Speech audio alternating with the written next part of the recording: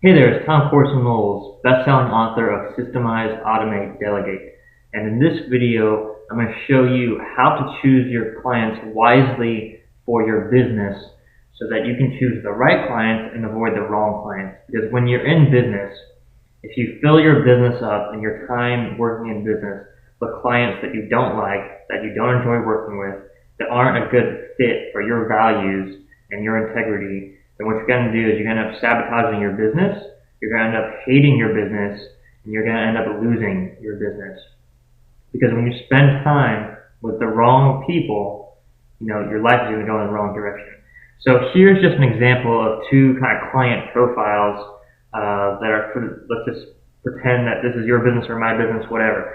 So let's pretend that client A is your ideal customer and client B is your unacceptable customer. So client A is a person who, you spend like 1 hour of time with them with customer service issues like questions or challenges or problems that come up.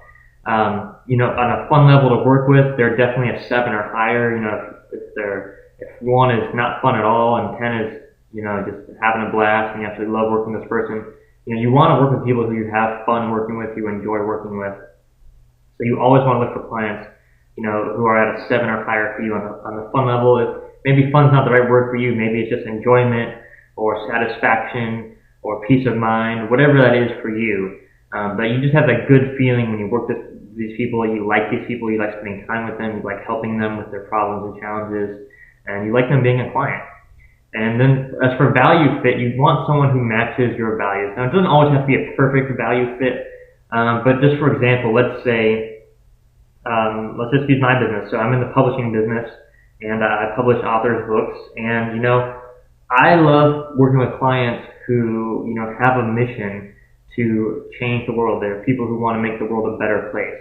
So when I have a client who writes a book that's going to make the world a better place, and that's what they want for the book, and that's the vision that they see for the world, I love working with people like that because they fit my values perfectly.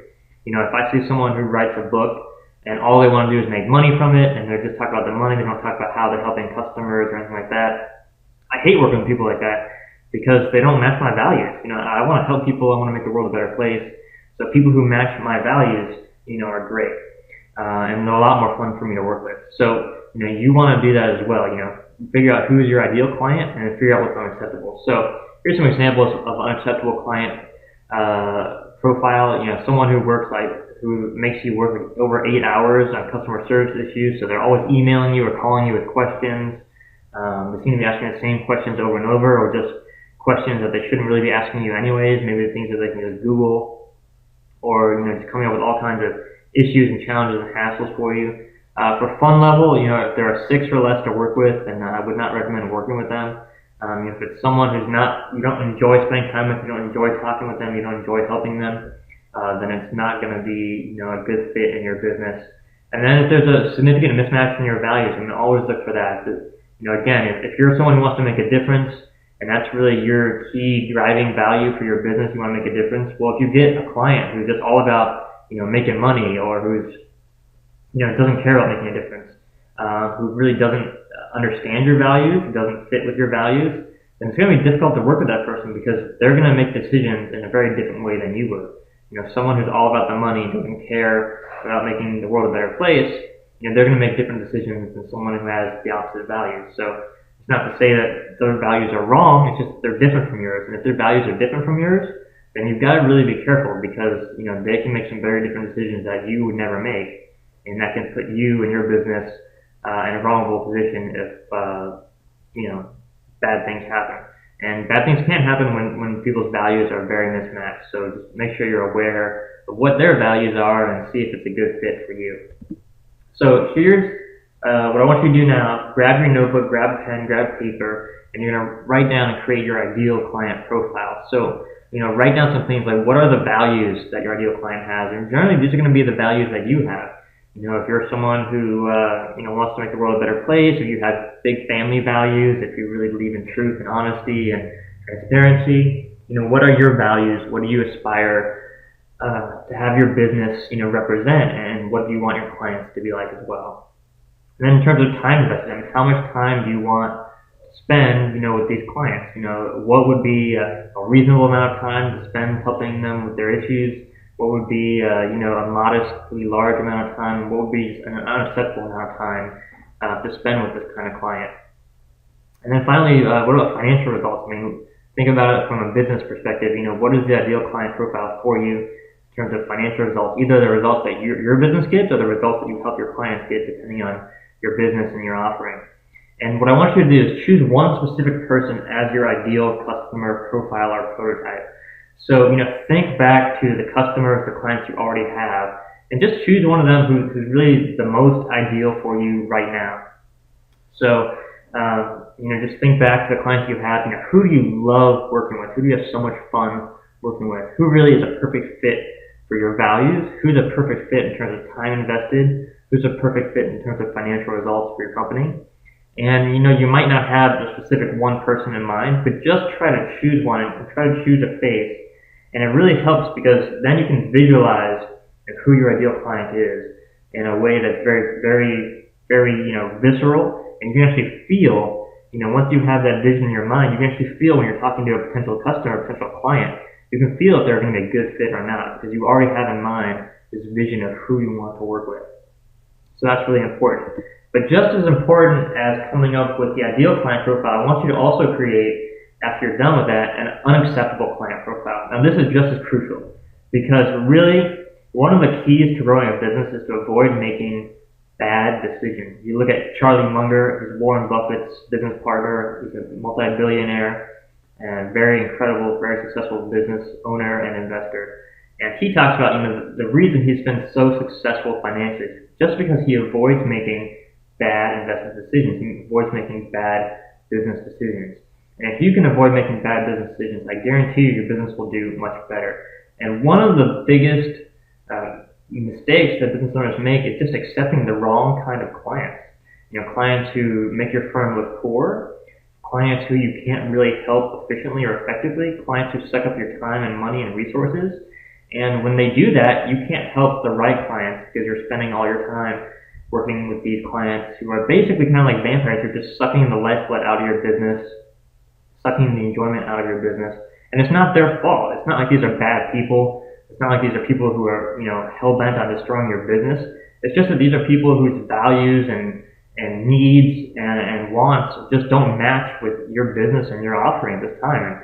So again, it's not about bad or good or right or wrong. It's just about what's the right fit for your company. And this is your company, so we need to make sure that you understand really clearly where you're going so you know who to choose and who to avoid.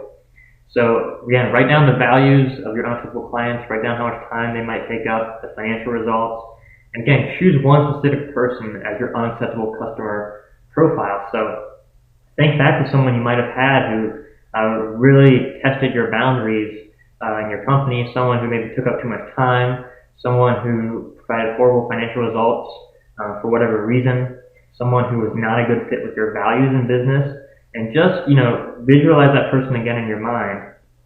And again, keep these profiles for your customers in mind when you're talking to new potential customers, new potential clients, because it's really going to help you make a much better decision in terms of who you let into your business.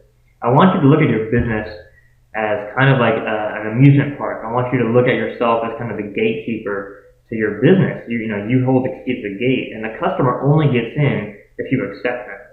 Now, this isn't true for every business. I understand. If you're selling products online or selling physical products, whoever orders is going to get the product. I understand, but for many businesses, especially service businesses, you really want to be the gatekeeper for your company and make sure that the wrong people don't get through the door, because if the wrong people get through the door, they can take up your time. You're not going to be able to spend your time with the right people and grow your company. You're not going to get the financial results you want. You're not going to get the happiness and enjoyment that you want out of your business. Now, once you've created your ideal client profile and your unacceptable client profile, it's time to train your team. You want to teach these profiles to your team so that they understand your ideal. They understand, who is your ideal client, who is your unacceptable client, and whether these are your salespeople, whether they're just, your secretary or assistants or whoever. Let them know who your ideal clients are and who the wrong clients are, so that when they're out, talking to friends and networking with people and they see a good potential client for you, they can actually, confidently refer that person to you. And again, when they see the wrong potential client for you, they just won't invite them in as a referral. And this will help you so much. You can do the same thing to your customers. When you're asking your customers for referrals, let them know really clearly, who is your ideal customer that you're looking for.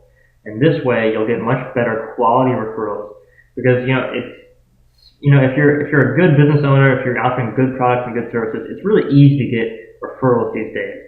But it can be difficult to get the right referrals. So when you're really clear with people about who the right client is for you, it makes it so much easier to get those right referrals. And then you go from, referrals converting at, 30 or 40 or 50% to having like 90 or 100% of your referrals, turning into new customers and new clients, because every time they're going to be the right fit for you because you've trained your team, you've trained your customers out there, and they're talking about you and your company. They know who the right clients are for you, and will invite the right people along the way. So this has been a topic that's really been a huge learning point for me in business. I know I've taken on many clients in the beginning who just weren't a good fit for me. They didn't fit with my values, or they took up too much time, or they just didn't provide the right kind of financial results that I needed to have a profitable business.